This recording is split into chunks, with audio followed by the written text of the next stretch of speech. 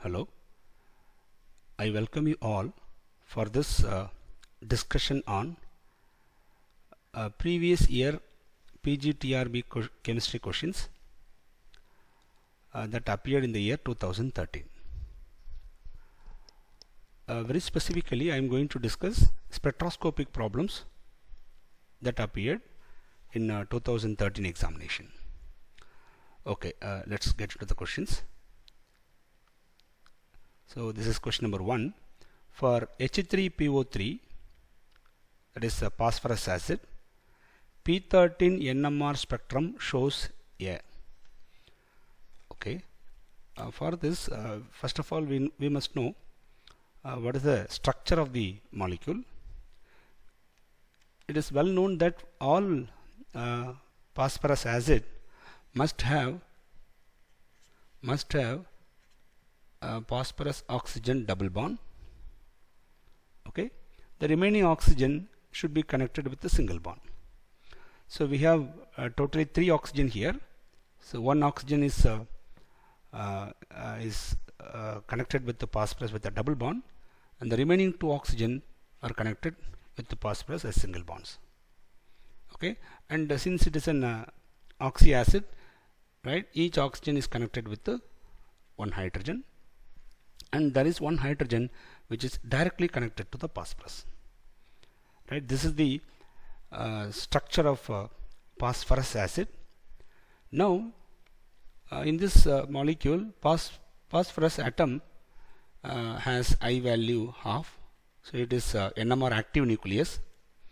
Okay, therefore, if you take P31 NMR spectrum, then for phosphorus we will get one signal. Okay, for phosphorus atom we will get one signal, and the hydrogen atom which is directly attached to phosphorus, since hydrogen atom also active nucleus, so this will split the signal of the phosphorus atom.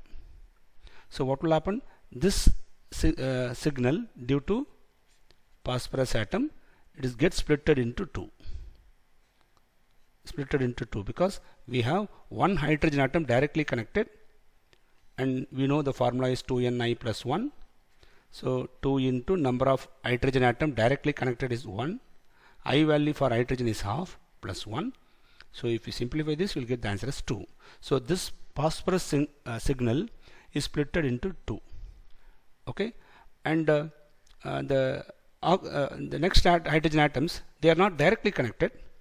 They are connected through oxygen. So the splitting of these hydrogens, okay, with respect to phosphorus is negligible. So hydrogen atom, right, these 2 hydrogen atoms do not split the signal of the phosphorus, right. Therefore, in the NMR spectrum, right, you can see a doublet for phosphorus acid. So the correct option for this question is option C. Right, option C, it is given as doublet. Okay, then next question number 2. Which among the following microstates are possible for chromium 3 plus ion? It is not iron, okay, it is ion. So for chromium 3 plus ion, Cr3 plus, how many microstates are possible? You know very well, the electronic configuration of chromium is 3d5 4s1 chromium. Chromium 3 plus ion has the configuration 3d3. Okay, and you know very well, in a d subshell you can put maximum of 10 electrons. A d subshell can accommodate maximum of 10 electron. 10 electron you can accommodate. Okay, therefore to find the number of microstate, you can use this shortcut formula, number of microstates equal to, so maximum number of electron possible is 10, so 10 factorial divided by, we have only 3 electrons now, so 10 minus 3 factorial into 3 factorial. Right? Actually, we are using this formula, that is NCR equal to n factorial by n minus r factorial into r factorial. this combination formula you can use, where n is the maximum number of electrons that can be placed in the subshell, and small r represents number of electron actually present. Okay, so if I substitute the values, I'll get this. You know very well 10 factorial is nothing but 10 into 9 into 8 into 7 factorial. I'll stop at the 7 factorial. Why? Because in the denominator 10 minus 3 is 7, so I'll get 7 factorial here, so you can cancel them. Okay, and here we have 3 factorial. 3 factorial is 3 into 2 into 1. So 7 factorial cancels. 1 3s are 3, 3 3s are 9, 1 2s are 2, 4 2s are 8. So if you multiply 10 into 3, 30, 30 into 4, you'll get 120. So for chromium 3 plus ion, 123 microstates are possible. Okay, so the correct option for this question is option B. Option B. Okay, yeah. Then the next question, question number 3. Ruby laser is obtained when some aluminum ions of Al2O3 are replaced by. Okay, yeah. We know very well in laser we have different types of lasers are there. We have gas lasers.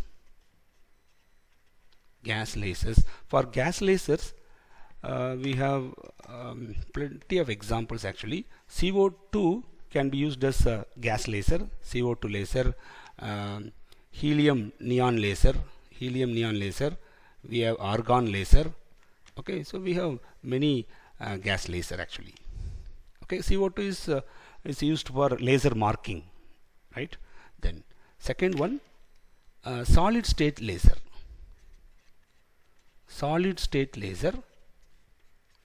For solid state laser, this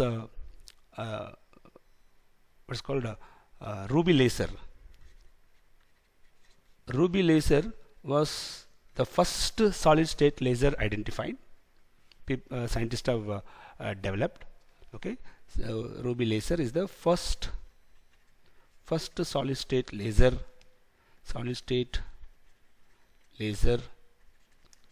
Identified. Okay, and what is ruby laser actually? See, you take corundum, aluminum oxide, corundum. In this, you replace some aluminum ions by chromium 3 plus ions. So by the replacement, it is called actually isomorphous replacement. So you replace few aluminum ions, okay, by chromium 3 plus ion. Okay, you will get what is called a ruby laser, right? Ruby laser will emit red light or green light depending upon. You will get a red color laser or a blue color laser actually, laser light, right? And this is ruby laser. We have plenty of examples actually. Okay, we have neodymium YAG. Okay, neodymium doped yttrium aluminum garnet. Right, this is actually very common solid state laser. Neodymium doped yttrium aluminum garnet. Okay, then apart from this, we also have liquid lasers. For liquid lasers, usually dye is dissolved in some solvent, and the dye can act as a laser. So we call them as liquid laser. Then we also have what is called semiconductor lasers.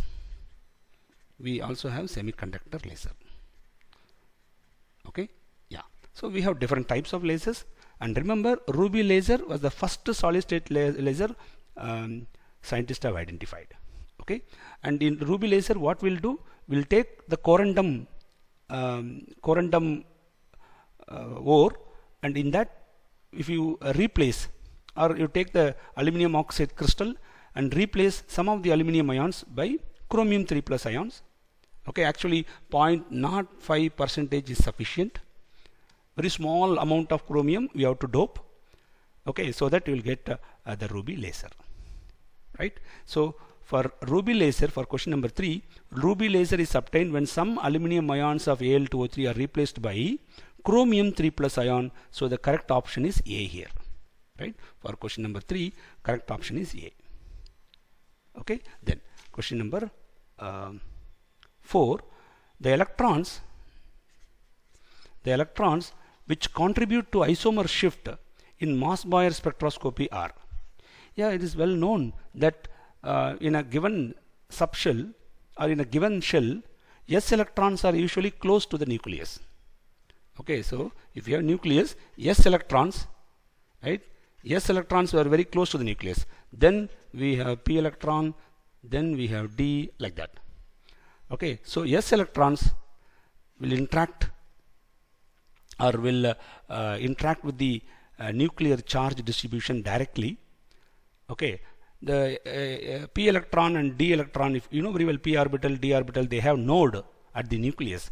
So the electron density of P orbital or D orbital electrons, they do not directly interact, whereas they may interact in an indirect manner by screening the S electron density. Okay, so which electron will directly affect the will directly interact with the nuclear charge? It is the S electron actually, right? So the electron which contribute to isomer shift in Moss-Boyer spectroscopy are S electrons actually. Okay, so for this question the correct option is A, right? You know very well, isomer shift delta is proportional to delta R by R into the magnitude of electron density psi 1s, right, or psi s square, right?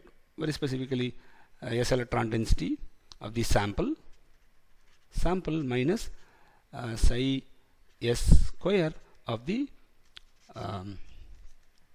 source nucleus. Okay, so this difference right will affect the isomer shift value. So isomer shift value is affected by the S electron density.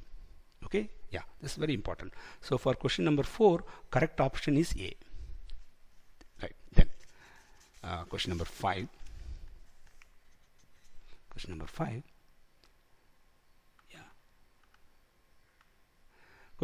the molecule which is IR inactive but Raman active is. Yeah, it's a very simple question actually. For a molecule to be IR active, what is the primary condition? The primary condition is this: there should be a change in dipole moment during vibration. Okay, dipole moment should change during vibration of the molecule. Okay, should be not equal to 0. In the case of heterodiatomic molecule, suppose if you take HCl, right? In HCl, yes, it has permanent dipole moment. During vibration, suppose if elongation occurs, dipole moment will change. You know very well, dipole moment depends on length. Okay, bond length. So as bond length increases, here dipole moment changes. Therefore, this molecule is IR active. HCl is IR active. The second molecule given is nitrogen. It is a homodiatomic molecule. So permanent dipole moment is 0. If it undergoes stretching, suppose assume that stretching occurs, right? Even in the elongated structure, dipole moment remains 0 because it is a homodiatomic molecule. Therefore, there is no change in the dipole moment, right? Therefore, this molecule is IR inactive. It is not IR active, it is inactive. There should be change in dipole moment. Okay. So similarly, if you go to SO2, yes, in the case of SO2, like water molecule, yes, it has bond dipoles. When this molecule undergo what is called stretching vibration, or the asymmetric stretching vibration or bending vibration. Okay, so during any normal mode of vibration, right, dipole moment should change. Okay, if this is mu, this should be mu prime. But dipole moment should change in all normal modes of vibrations. So this molecule SO2 is also active. It is like water molecule, right? Then protein. Yes, listen, proteins are macromolecules here. for proteins, many vibrations takes place, so definitely there should be change in dipole moment. So usually protein molecules are active in IR. Okay, listen. So among these 4 options given, right, only the second one, that is homodiatomic molecule nitrogen, which is IR inactive, right? Then among these Raman active molecule, you know very well, for Raman activity, for a molecule to be Raman active, okay, permanent dipole moment is not necessary actually. It is not necessary. Okay, actually polarizability of the molecule should change during vibration. d alpha by dr. Okay, the polarizability of the molecule should change during vibration or during rotation of the molecule, right? So this is possible for almost all molecules, for HCl, for nitrogen, SO2, protein, right? For all these molecules, right? Polarizability will change, okay, during vibration, right? Listen, for Raman, for a molecule to be Raman active, permanent dipole moment is not necessary. It's not necessary. So for this question, the correct option is B. The correct option is B. Okay. Yeah. This molecule is IR inactive but Raman active. Right. Whereas the other molecules, right, they are both IR active and Raman active. Right. Yeah. Then question number 6. The increase in rotational energy shows absorption spectrum in. You know very well, when rotational energy changes, right? Yeah, I'm very sorry. So when you pass microwave radiation, right? Microwave radiation causes change in the rotational energy of the molecule, right? So whenever you want to make a pure rotational energy change, only rotational energy change, okay, then you should pass microwave radiation. Okay, so for this the correct option is microwave region, that is option D. Remember, if you pass IR or UV or visible, then also rotational energy will change. But in these 3, not only rotational energy, suppose if you pass IR radiation, rotational energy as well as vibrational change will occur. Whereas in ultraviolet, electronic energy change and vibrational energy change, rotational energy change, everything will occur. In visible also, electronic transition, rotational transition, vibrational transition, everything will occur. Okay, but in option D, only rotational transition will occur. So if you want to increase rotational energy, right, only rotational energy, then you should pass microwave radiation, right? So this absorption spectrum appear in microwave region, right? Yeah. Then, so for this question, the correct option is microwave region. Then the next question, this is question number 6. Then question number 7. The frequency of UV radiation is greater than. You know very well, the frequency, right? Frequency actually increases in this order, right? That is gamma rays, then X-rays, then UV rays, UV, then visible, then IR, then microwave, okay, then radio waves. Okay, frequency decreases in this order. So the frequency of UV radiation is greater than, UV radiation frequency is greater than visible, IR, microwave and radio waves. So what are all the options given? See, yeah, it is greater than IR, it is greater than microwave, both A and B are given, it is also greater than visible. So for this question, all the options are correct actually, A, B, C as well as D. So for this question, all the options are correct. Okay, A, B, C, D, all the options are correct. Okay, yeah. Then next question, which of the following diatomic molecules will not give rotational spectrum? Will not give rotational spectrum. Okay, yeah. For this question, listen, for a molecule to be active in rotational spectrum or microwave spectrum, right? What is the condition? This is actually question number 8. One second. Question number 8. What is the condition for a molecule to be active? For a molecule to be active in rotational spectrum. Rotational spectroscopy, rotational or microwave spectroscopy. Microwave spectroscopy. Okay, what is the condition? The condition is very simple. Okay, that is the molecule should have permanent dipole moment. Okay, molecule must possess permanent dipole moment. This is a very important condition. Then you know very well the change in rotational quantum number should be +1 or -1. +1 or -1 for the ground electronic state, which are sigma state. Okay, yeah. So these two are the prime conditions. Keep this in mind. Molecule must possess permanent dipole moment, and delta J should be +or-1. Okay, for this question, what are the options given? See, CO molecule, which I said heterodiatomic molecule which has permanent dipole moment. Carbon monoxide has permanent dipole moment. Yes, it is active. Then the second option is nitrogen molecule. It is homodiatomic. Okay, for homodiatomic molecule, permanent dipole moment is 0. It does not possess permanent dipole moment. Therefore, this is microwave inactive. Microwave inactive. Permanent dipole moment is 0, so it is microwave inactive. Then next option, NO. NO is a heterodiatomic molecule. It has permanent dipole moment, so it is microwave active. And HF molecule, it is also heterodiatomic molecule. It has permanent dipole moment, so this is also active. So the only molecule which does not possess permanent dipole moment here is nitrogen molecule. So nitrogen molecule is microwave inactive.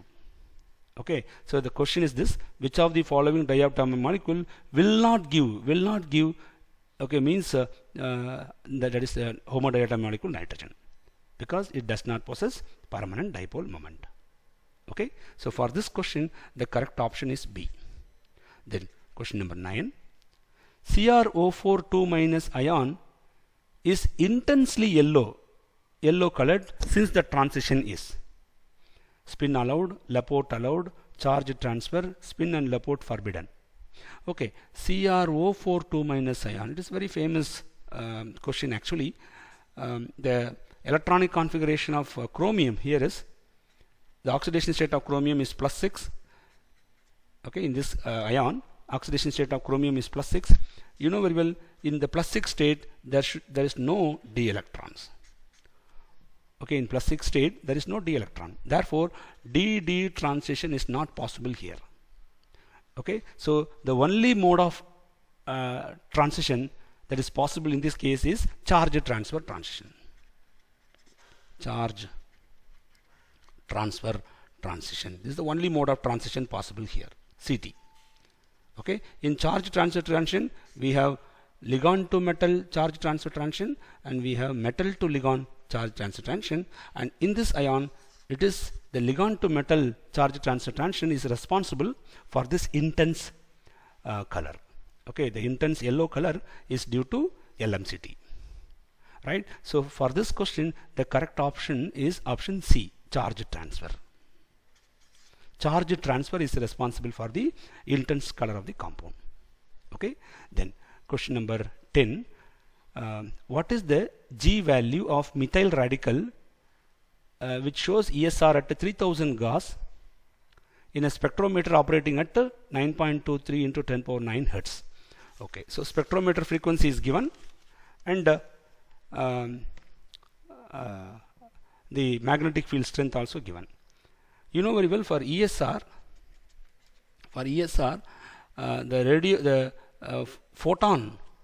the photon that is obtained from radio waves, okay, I'm sorry, microwave, the photon that is obtained from microwave, that should be matches with this quantity, that is GE, beta E, H naught. GE is the Landau splitting factor, beta E is the electron Bohr magneton, and H0 is the applied field strength. Okay, and here they are asking the value of G. So G, if you want to calculate GE, you just rearrange this equation, the H nu by beta E into H0. Okay, and you know very well H value is 6.626 into 10 to power minus 34 joule seconds. Okay, and beta E, electron Bohr magneton, is 9.27 into 10 to the power minus 24 joule per Tesla. Okay, so if you substitute these values and if you simplify this, you can use this formula, that is 7.128 into 10 to the power minus 7. Okay, if you substitute the value of H, value of beta E, right, and if you simplify this, you will get this simplified formula where we have frequency and we have the applied magnetic field strength. Frequency should be in hertz here, and the applied field strength should be in Gauss. If you substitute frequency in hertz and applied field strength in Gauss, okay, then you will get GE without any unit, right? So in this problem, 7.128 10 power minus 7, and the frequency given is 9. Okay, see, the frequency given is 9.23 into 10 power 9 hertz. 9.23 into 10 power 9 hertz divided by, and the field strength is given 3000 Gauss. 3000 Gauss. Okay, if you simplify this, you will get the answer as 2.1 something. Okay, you just calculate and check it. Okay, I got the answer as 2.1. So none of these option, okay, matches with this value. Actually, I think some typographical error will be maybe there, right? So none of these options matches with the given data, right? So I am getting answer roughly as 2.1. Okay, then the next question: what is the selection rule for rotational Raman spectroscopy? But don't forget, you can use this shortcut formula to calculate GE. Okay, this shortcut formula you can use to calculate GE value. Okay, yeah. So question number next question: what is the selection rule for rotational Raman spectroscopy? Yeah, for rotational Raman spectroscopy,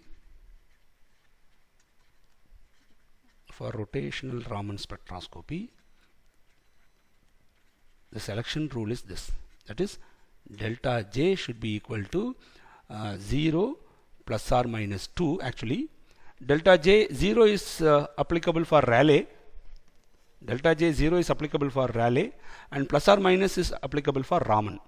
Therefore, for Raman lines, okay, the selection rule is delta J plus or minus 2. Delta J 0 is for Rayleigh scattering, plus or minus 2 is for Raman scattering. So since we are focusing on Raman lines, so the selection rule is this: delta J should be equal to plus or minus 2. Okay, yeah. So the correct option for this question is